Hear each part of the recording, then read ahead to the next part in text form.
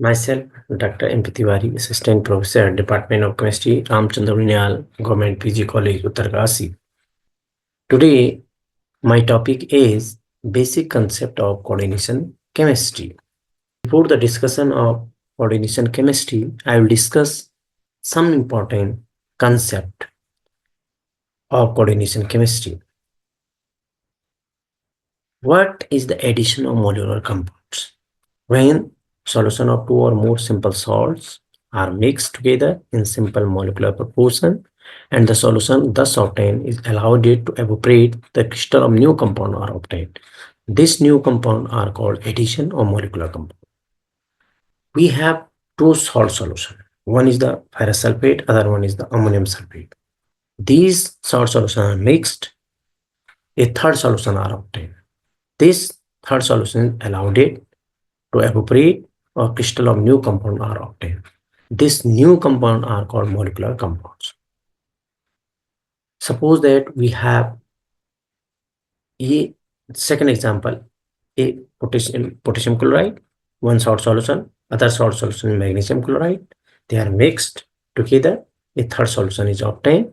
This third solution evaporate a crystal of new compound. This new compound are called addition of molecular compound. जब हम दो या दो से अधिक सॉल्ट सॉल्यूशन को मिक्स करते हैं और हमें मिक्स करके थर्ड सॉल्यूशन मिलेगा, उसको हम फिर क्या करते हैं, एवोपरेट करते हैं और एवोपरेट करके न्यू कंपाउंड्स फॉर्म होगा। उस न्यू कंपाउंड को हम एडिशन और मॉलिक्यूलर कंपाउंड कहते हैं। नाम से ही पता चल रहा है कि दो सॉल्ट सॉल्यूशन मिलेंगी, उन दो सॉल्ट सॉल्यूशन को मिक्स किया और थर्ड सॉल्यूशन प्राप्त होगा और वो थर्ड सॉल्यूशन को हम एवोपरेट करके एक क्रिस्टल प्राप्त करते हैं, उसको एडिशन और मॉलिक्यूलर कंपाउंड कहते हैं। अब वो एडिशन और मॉलिक्यूलर कंपाउंड जो है दो प्रकार के होते हैं, डबल सॉल्ट होता है और एक आपका कोऑर्डिनेशन कंपाउंड होता है। अब डबल सॉल्ट होता है और दूसरा क्या होता है कि कोऑर्डिनेशन कंपाउंड। तो डबल जो आपके वो हैं डबल सॉल्ट है वो क्या है, तो डबल सॉल्ट एक एडिशन कंपाउंड्स है या मॉलिक्यूलर कंपाउंड है जो सॉलिड स्टेट में स्टेबल रहता है, but they give the ion when dissolve in solution. जब हम सॉल्यूशन में डिजॉल्व करते हैं तो आयन में टूट जाता है, लेकिन दे maintain its identity in solid state but loose its identity in solution state. Suppose that हमारे पास पोटासियम है, फिट करीब होते हैं जिसको, तो ये सॉलिड स्टेट में अपनी आइडेंटिटी को मेंटेन करता है सॉलिड स्टेट में, और जैसे ही इसको पानी में डिजोल्व करते हैं तो अपने आयनों में टूट जाता है और इसकी आइडेंटिटी खत्म हो जाती है। और ये पानी में टूट करके potassium ion, sulphate ion, aluminium ion दे देता है। इसी प्रकार मोहर सॉल्ट भी एक डबल सॉल्ट है, इसको पानी में अगर क्रिस्टल स्टेट में यह स्टेबल होता है, लेकिन जैसे ही पानी में डिजोल्व करेंगे तो ferrous ion, sulphate ion, ammonium ion, sulphate ion, ये सब अपने आयनों में टूट जाएगा डबल। तो डबल सॉल्ट आपकी समझ में आना चाहिए कि मोहर सॉल्ट एक डबल सॉल्ट है जो मैंने पहले बता चुका हूँ। ये देखो क्रिस्टलाइन सॉलिड है, ये फेरस सल्फेट और अमोनियम सल्फेट से मिलकर बनता है और जैसे ही ये सॉलिड स्टेट में एग्जिस्ट करता है, जैसे ही इसको वाटर में डिजॉल्व करते हैं, आयनाइज करते हैं, तो फेरस आयन में, अमोनियम आयन में और सल्फेट आयन में टूट जाता है और वाटर में टूट जाता है। लेकिन सॉलिड स्टेट में तो इसके आइडेंटिटी मेंटेन रहते हैं और जैसे सॉल्यूशन स्टेट में ये अपने आइडेंटिटी को खो देता है और प्रत्येक आयन का टेस्ट दे देता है। इसे कहते हैं डबल सॉल्ट। इसी प्रकार से आपका पोटास एलम है, इसमें क्राइनालाइट है, ये सब सॉलिड स्टेट में ही स्टेबल होते हैं, लेकिन एक लिक्विड स्टेट में या आपका ये सॉल्यूशन स्टेट में प्रत्येक आयन का टेस्ट दे देते हैं और अपनी आइडेंटिटी लूज करते हैं। तो सेकेंड है coordination compound. These are also addition compound. ये भी एडिशन कंपाउंड है, दो सॉल्ट सॉल्यूशन से मिलकर बनता है, लेकिन ये प्रत्येक आयनों में पानी में डिजोल्व करने पर या वाटर में डिजोल्व करने पर प्रत्येक आयनों में नहीं टूटता है और डिजोल्व करने पर अपनी आइडेंटिटी भी नहीं लूज करता है, retain their identity in solid and dissolve state. Suppose that this is one the coordination compound. इसको वाटर में डिजोल्व करेंगे तो कॉम्प्लेक्स आयन काउंटर पार्ट रहेंगे। This is the second one is the coordination compound. इसको भी water में dissolve करेंगे तो काउंटर आयंस और दूसरा ये कॉम्प्लेक्स आयन। तो कोऑर्डिनेशन कंपाउंड वे कंपाउंड होते हैं जो solid state as well as आपका सॉल्यूशन स्टेट में अपनी आइडेंटिटी को मेंटेन करते हैं। They do not lose its identity when dissolve in water, when dissolve in any other ionic other solvent, they maintain its identity in solid state as well as in the solution state. ये coordination compound होते हैं। Coordination compound में एक complex ion में टूटता है और एक आपका प्रत्येक आयन में नहीं टूटता। देखो ये आयनों में नहीं टूटता, ये केवल काउंटर पार्ट आयन में, एक कॉम्प्लेक्स आयन में टूटता है और एक सल्फेट आयन में टूटता है, और इसकी आइडेंटिटी जो है मेंटेन रहती है। डबल सॉल्ट और कॉम्प्लेक्स कंपाउंड में डिफरेंस है। ये जो डबल सॉल्ट है, ये जो है दो सिंपल सॉल्ट के इक्विमोलर प्रोपोर्शन से बनता है, और ये भी सिंपल सॉल्ट भी, ये भी दे आर फॉर्म मे और may not be equimolar proportion. इसमें इक्विमोलर प्रोपोर्शन हो भी सकता है, नहीं भी हो सकता, सॉल्ट सॉल्यूशन का। ये सॉलिड स्टेट में एग्जिस्ट करता है, जैसे ही इक्वस स्टेट में आएगा तो डिसोसिएट होता है अपने आयनों में। ये सॉलिड स्टेट और एक्वस सॉल्यूशन दोनों में एग्जिस्ट करता है। और आपका this is because even in solution, solution state में ये आपका क्या हो जाता है, this is because even solution state the complex और कॉम्प्लेक्स आयन में डिसोसिएट हो जाता है, पूरे अपने आयनों में नहीं टूटता है। They are ionic compound, ionic compound है और इसमें कोऑर्डिनेट बॉन्ड नहीं होता है। ये आयनिक हो भी सकता है और नहीं भी हो सकता है। ये कोऑर्डिनेट बॉन्ड, इसमें कॉम्प्लेक्स आयन में कोऑर्डिनेट बॉन्ड होता है। ये जो डबल सॉल्ट है, ये आपका कॉन्स्टिट्यूएंट्स कंपाउंड से सेम होता है, और द कोऑर्डिनेशन कंपाउंड्स का डिफरेंट होता है अपने कॉन्स्टिट्यूएंट साइन से। डबल सॉल्ट जो है नॉर्मल बैलेंसी शो करता है। ये दो प्रकार की बैलेंसी शो करता है कॉम्प्लेक्स कोऑर्डिनेशन कंपाउंड, एक प्राइमरी बैलेंसी और सेकेंडरी बैलेंसी। डबल सॉल्ट जो है अपनी सॉल्यूशन स्टेट में अपनी आइडेंटिटी को खोता है। Double salt loose its identity in solution, solution state में अपनी आइडेंटिटी खोता है। कोऑर्डिनेशन कंपाउंड सॉल्यूशन स्टेट में अपनी आइडेंटिटी मेंटेन रखता है, जैसे आपका सॉलिड स्टेट और इक्वस सॉल्यूशन में भी अपने आइडेंटिटी को मेंटेन करता है। These are the differences of coordination compound and आपका coordination compound and double coordination compound and double salt में ये डिफरेंसेस है। This is very important. Next है what is the coordination chemistry. The coordination chemistry is the branch of inorganic chemistry. Inorganic chemistry की branch है जिसमें हम coordination compound के बारे में पढ़ते हैं। कोऑर्डिनेशन कंपाउंड का प्रिपरेशन, कोऑर्डिनेशन कंपाउंड का स्ट्रक्चर, कोऑर्डिनेशन कंपाउंड का नेम, कोऑर्डिनेशन कंपाउंड की ज्योमेट्री, तमाम प्रकार की कोऑर्डिनेशन कंपाउंड से रिलेटेड सारी चीज हम इसमें पढ़ते हैं। अब कोऑर्डिनेशन केमिस्ट्री के अंतर्गत आता है कॉम्प्लेक्स आयन। कॉम्प्लेक्स आयन क्या है, ये बेटा ये देखो कॉम्प्लेक्स आयन ये है। तो कॉम्प्लेक्स आयन क्या है, हम बोलेंगे complex ion is a positive, complex ion is a negatively charged species which contain the central metal ion and ligand, which contain the central metal ion and ligand. Suitable ligand centre metal के चारों ओर लगेते हैं तो उसे complex ion कहते हैं। Complex ion cationic भी हो सकता है, कॉम्प्लेक्स आयन एनायनिक भी हो सकता है, कॉम्प्लेक्स आयन न्यूट्रल भी हो सकता है। तो कैटायनिक में जिसमें पॉजिटिव चार्ज होते हैं, नेगेटिव आयन किसे कहते हैं जिसमें नेगेटिव चार्ज होते हैं, और न्यूट्रल जिसपे कोई चार्ज नहीं होता है। तो कॉम्प्लेक्स आयन आपके समझ में आ गया होगा। कॉम्प्लेक्स आयन एक पॉजिटिवली नेगेटिवली चार्ज स्पीशीज होता है जो सेंट्रल मैटर और लिगैंड, सेंट्रल मैटर के चारों ओर सुटेबल लिगैंड जुड़े रहते हैं, उन्हें कॉम्प्लेक्स आयन कहते हैं। अब हम बात करते हैं ligand. Complex ion, these are the basic concept of what is the ligand. These are the ligand. Ligand is a ion और molecule which donate a pair of electron to the center metal ion और to form a complex. Ligand का मतलब होता है tie, ligand का मतलब होता है बाइंड। लिगैंड एनाइन हो सकते हैं, लिगैंड कैटाइन हो सकते हैं, लिगैंड आपके न्यूट्रल हो सकते हैं। तो लिगैंड किसे कहते हैं, लिगैंड का मतलब होता है बाइंड, लिगैंड का मतलब होता है टाई। तो लिगैंड वो एनाइनिक, लिगैंड वो आपका न्यूट्रल स्पीसीज है तो सेंट्रल मेटल से जुड़कर सेंट्रल मेटल को एक पेयर ऑफ इलेक्ट्रॉन देता है, सेंट्रल मेटल को इलेक्ट्रॉन पेयर देता है, तो उसे लिगैंड कहते हैं। अब सेंट्रल मेटल आयन किसे कहते हैं, ये सेंट्रल मेटल आयन है। सेंट्रल मेटल आयन किसे कहते हैं, सेंट्रल मेटल आयन वह मेटल आयन है जिसपे चारों ओर से लिगैंड जुड़े रहते हैं आपका, उसे सेंट्रल मेटल आयन कहते हैं। ये type of complex I have already told you.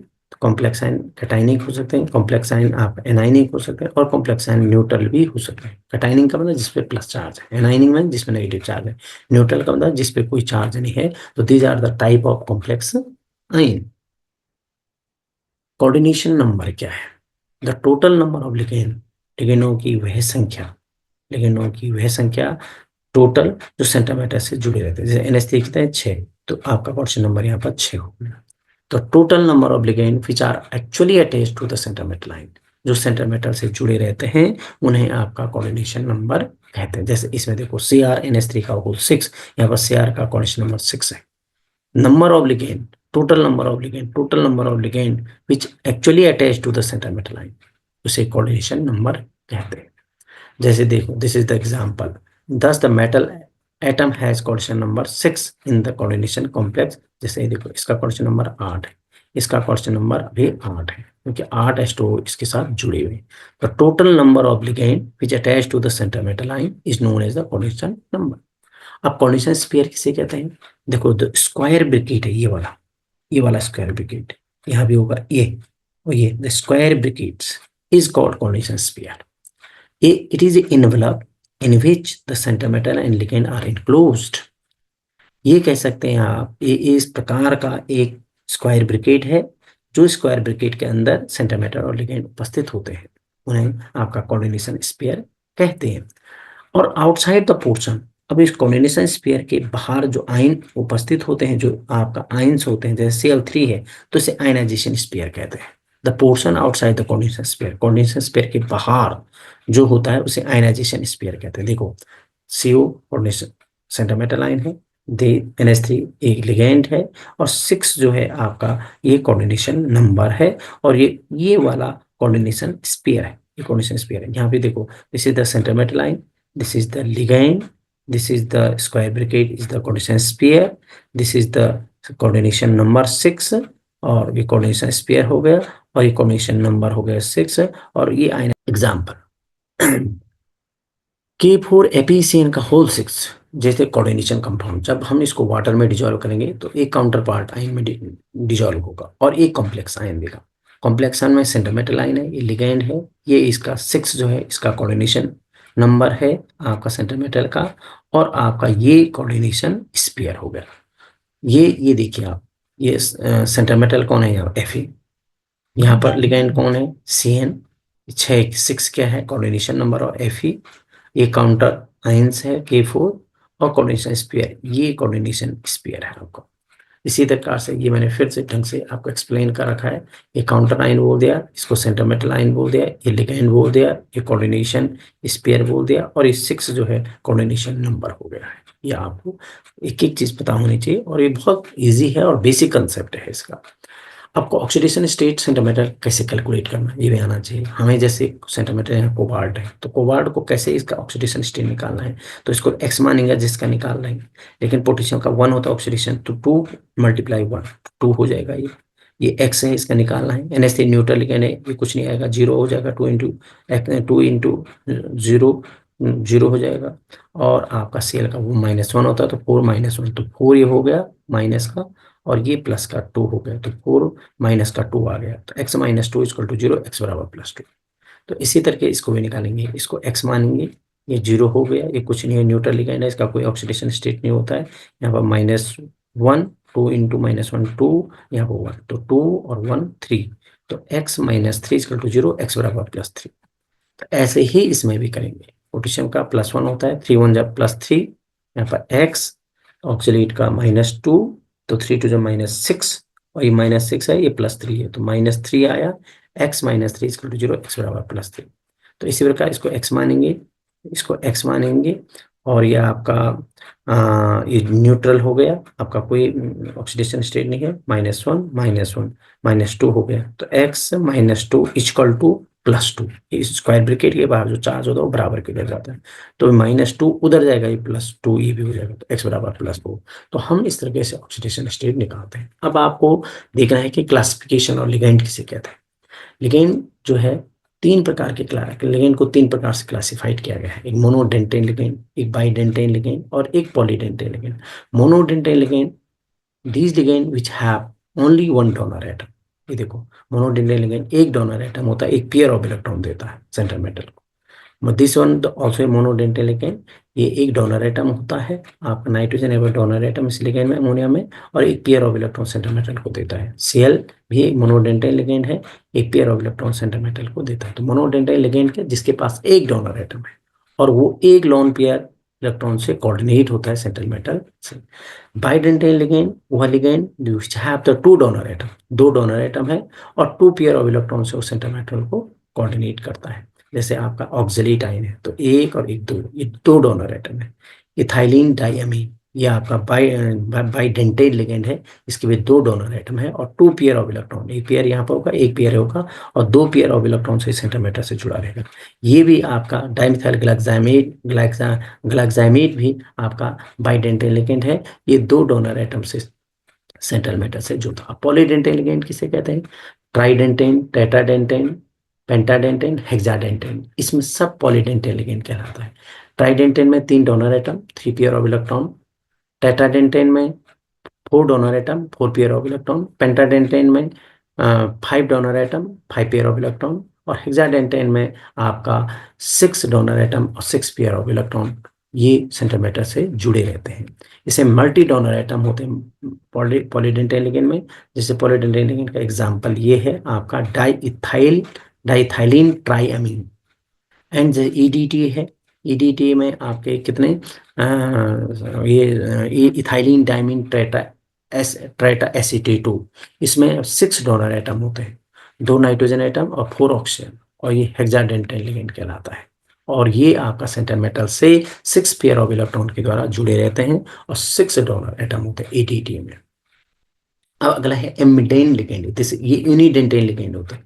एम्बिडेन ligand, ambidentate ligand are ligand which can bond to the central metal through two different atom, तो दो डोनर एटम से यूनिडेंटेन लिगेंड होते हैं, लेकिन इसके बाद दो डिफरेंट डोनर एटम होते हैं।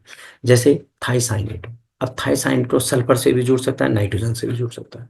अगर सल्फर से जुड़ेगा थाइसाइनेट आयन होगा, और NCS ये जुड़ेगा, N से जुड़ेगा तो आइसोथाइसाइनेट हो जाएगा। जैसे नाइट्रेट आयन है तो N से जुड़ेगा तो नाइट्रो बोलेंगे, और ONO और ऑक्सीजन से जुड़ेगा नाइट्रेटो होगा। तो आप इस तरीके से कह सकते हैं इसके पास दो डिफरेंट डोनर एटम है। ये मोनोडेंटेन लिगेंड है, यूनिडेंटेन लिगेंड है, लेकिन इसके बाद दो डिफरेंट डोनर एटम है और वो किसी से भी जुड़ सकता है। नाइट्रोजन से जुड़ेगा तो नाइट्रो बोलोगे, ONO दूसरों को हम इस तरीके से लिख सकते हैं, ON ऑक्सीजन भी जुड़ता है तो इसको हम कहेंगे नाइट्रेटो, नाइट्रेटो, ये नाइट्रेटो। तो ये आपके इसे जैसे CN तो C से जुड़ेगा cyano, NC isocyano.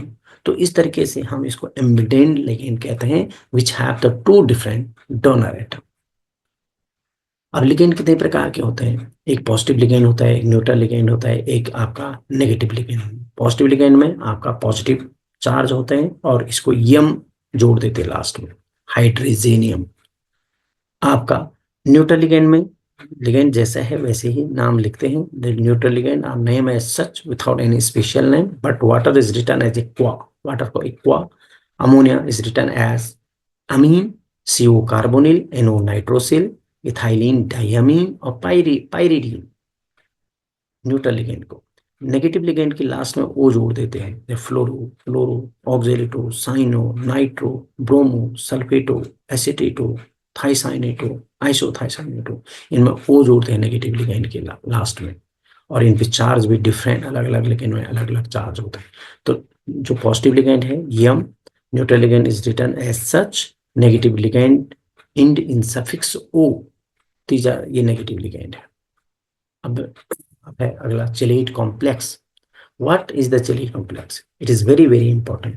Bidentane, polydentane ligand, जितने bidentane, tridentane, tetradentate, pentadentate, hexaligand ligand central metal से जुड़कर एक रिंग स्ट्रक्चर बनाते हैं। सेंट्रल मैटर से जुड़ करके, क्योंकि दो या दो से अधिक डोनर एटम होते हैं उनके पास, और ये जो है सेंट्रल मैटर से जुड़े रिंग स्ट्रक्चर बनाते हैं। इस लिगेंड को चिलेटिंग लिगेंड कहते हैं और ऐसे कॉम्प्लेक्स को चिलीट कॉम्प्लेक्स कहते हैं और इस प्रोसेस को चिलेशन कहते हैं। और ये कॉम्प्लेक्स ज़्यादा स्टेबल होता है। जैसे ये है कॉपर वाला है, ये कॉपर है, इथाइलिन डायमीन, ये बाइडेंटेन लिगेंड है, NH2, इसके बाद दो डोनर एटम है, एक है एक है। ये भी आपका इथाइलिन डायमीन है, एक डोनर एटम, एक ही लिगेंड है और दो डोनर एटम है, बाइडेंटेन लिगेंड। और ये सेंट्रल मैटर से जुड़कर एक रिंग स्ट्रक्चर बनाते हैं और ये बहुत स्टेबल कॉम्प्लेक्स होता है यूनिडेंटेन लिगेंड से आपका। और इस कॉम्प्लेक्स को चिलेट कॉम्प्लेक्स कहते हैं और चिलेट कॉम्प्लेक्स बहुत अधिक स्टेबल होता है। Thank you.